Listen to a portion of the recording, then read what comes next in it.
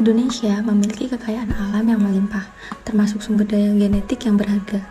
Namun, dalam memanfaatkannya, kita dihadapkan pada sejumlah tantangan yang perlu diatasi untuk memastikan penggunaan yang berkelanjutan dan juga adil. Nah, sebelum membahas topik ini, kita perlu tahu nih, apa sih sumber daya genetik itu? Jadi, sumber daya genetik mencakup berbagai macam organisme, baik tanaman, materi genetik, hewan, maupun mikroba, atau virus, dan juga organisme lainnya. Mereka membawa informasi genetik yang berpotensi besar untuk digunakan dalam berbagai bidang, termasuk pertanian, farmasi, dan juga industri. Adapun alasan pentingnya menjaga sumber daya genetik ini dibagi menjadi 4. Yang pertama, yaitu untuk melestarikan keanekaragaman hayati. Jadi, sumber daya genetik merupakan fondasi dari keanekaragaman hayati. Dengan menjaga sumber daya genetik, kita membantu memastikan bahwa ekosistem kita tetap seimbang dan dapat mendukung kehidupan berbagai spesies termasuk manusia. Keanekaragaman hayati yang terjaga juga penting untuk kesehatan ekosistem dan ketahanan pangan kita. Yang kedua, perlindungan sumber daya genetik membantu mencegah eksploitasi berlebihan dan kepunahan spesies. Banyak spesies di dunia saat ini terancam oleh aktivitas manusia, seperti penebangan hutan, perburuan liar, dan perubahan iklim. Dengan mengelola sumber daya genetik secara berkelanjutan, kita dapat mencegah eksploitasi yang berlebihan dan menjaga populasi spesies agar tetap stabil. Ketiga, menjaga sumber daya genetik juga berarti mengamankan hak dan manfaat bagi masyarakat lokal.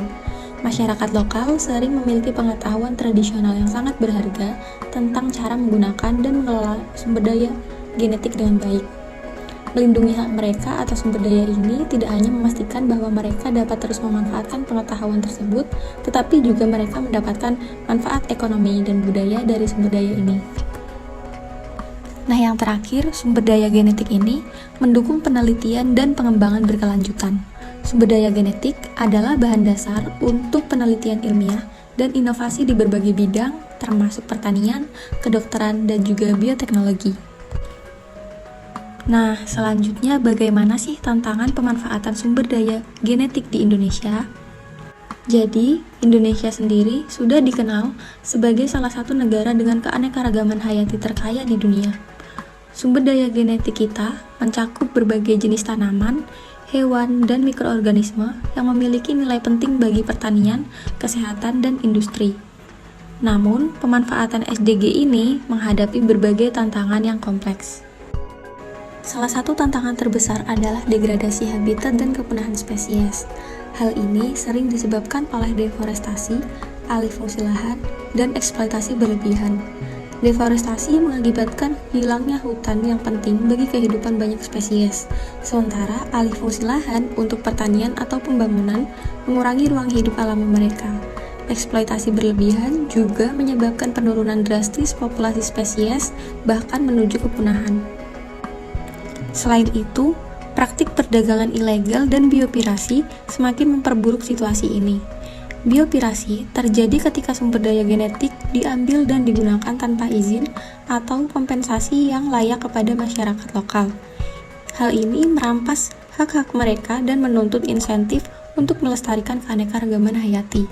Praktik ini sering melibatkan perusahaan besar yang memanfaatkan pengetahuan tradisional tanpa memberikan pengakuan atau imbalan yang adil.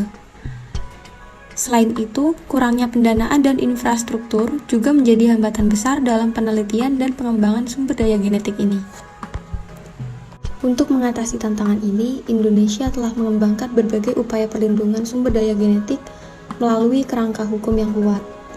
Nah, yang pertama yaitu Undang-Undang Nomor 5 Tahun 1990 tentang konservasi sumber daya alam hayati dan ekosistemnya memberikan landasan hukum yang penting untuk menjaga keanekaragaman hayati dan mencegah eksploitasi yang berlebihan terhadap sumber daya genetik. Begitu juga dengan Undang-Undang Nomor 13 Tahun 2016 tentang hak paten yang memberikan kerangka hukum untuk mengatur pemanfaatan sumber daya genetik secara adil dan juga berkelanjutan.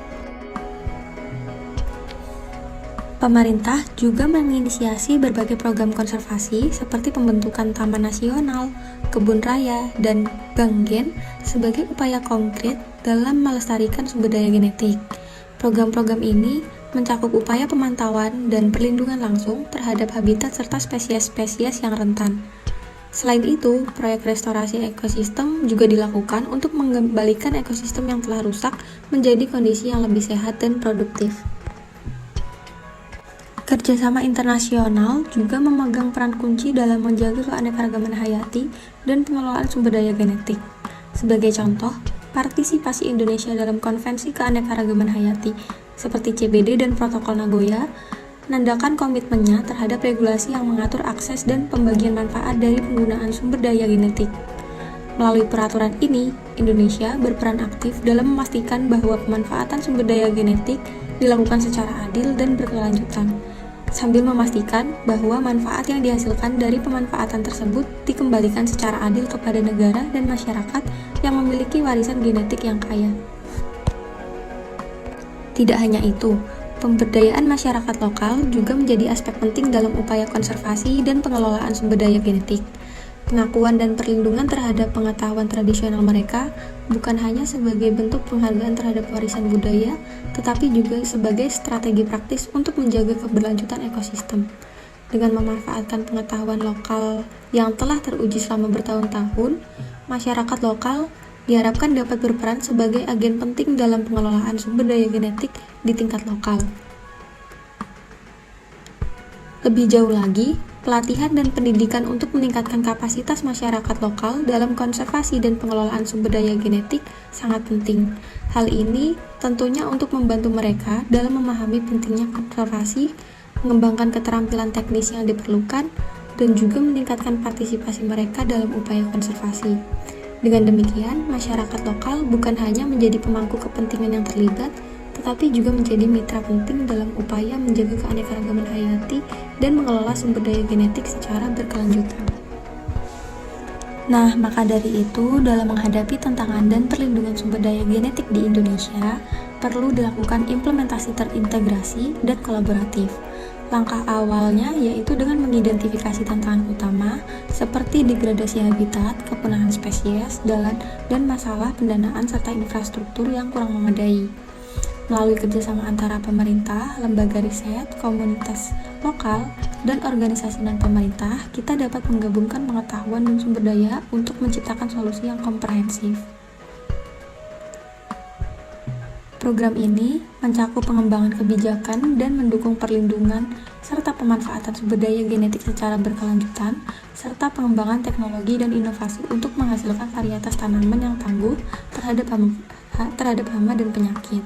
Selain itu, penting juga untuk memberdayakan masyarakat lokal melalui pelatihan dan pendidikan tentang konservasi sumber daya genetik.